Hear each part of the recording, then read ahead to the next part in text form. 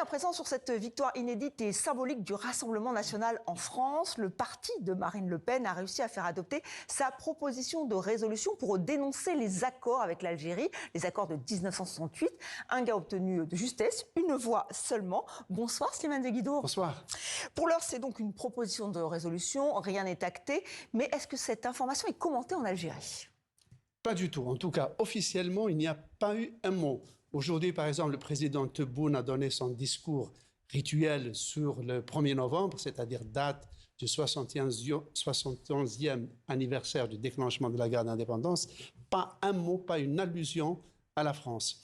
L'agence de presse officielle, Algérie Presse Service, non plus ignore complètement le vote d'hier. Mais ça, c'est une tradition du pouvoir algérien qui estime qu'il n'y a pas à commenter tout ce théâtre d'ombre qui se déroule à l'Assemblée nationale, en laissant entendre que ce sont des affaires franco-françaises où l'Algérie n'est écornée seulement par ricochet. C'est une attitude assez dépréciative qui est relayée par la presse pro-gouvernementale qui parle d'une classe politique en déclin, d'un déclassement géopolitique de la France, d'une déliquescence institutionnelle, etc. C'est assez sévère, mais ça fait pièce à la polémique qui, dans les milieux de droite et d'extrême droite ici, vise l'Algérie, fait un travail de sape permanent contre l'Algérie aussi. Mais est-ce que sur les réseaux sociaux, on commente, on s'inquiète aussi, parce que c'est aussi une question de visa, d'accord, est-ce qu'on en parle ?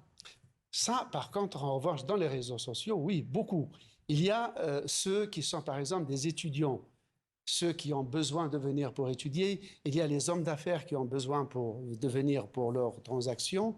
Mais c'est surtout les millions d'Algériens qui ont des parents en France.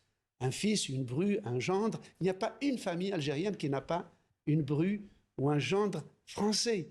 Donc il y a tous ces millions d'Algériens, j'allais dire mixtes, qui sont aujourd'hui un peu pris en otage par cette crise sourde, totalement inédite entre les deux pays. Et il y a un déphasage énorme entre la capillarité des relations humaines, matrimoniales, familiales entre les Algériens et les Français, et ce silence glacial entre les deux gouvernements. Et puis, pour renégocier des accords, il faut être deux. Donc là, vous nous avez dit que pour l'instant, il n'en était pas trop question. Alors, qui pour débloquer cette situation, cette tension entre les deux pays ?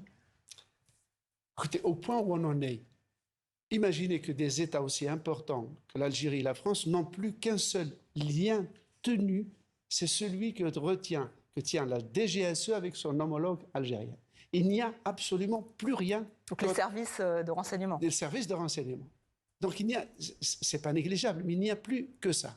Donc l'affaire est aujourd'hui entre les mains des deux chefs de l'État, du président Tebboune et du président Macron. C'est à eux de se saisir de ce blocage qui est totalement stérile, qui est anachronique et qui ne peut déboucher sur rien. Il n'y aura ni gagnant, aucun gagnant. Oui, et pour l'instant, il y a encore Boualem Sansal qui est encore emprisonné, et aussi le journaliste Christophe Glaise. Donc, effectivement, oui, il y a la question avec des OQTF qui vient de se greffer à là-dessus, bien sûr. évidemment. Merci Slimane.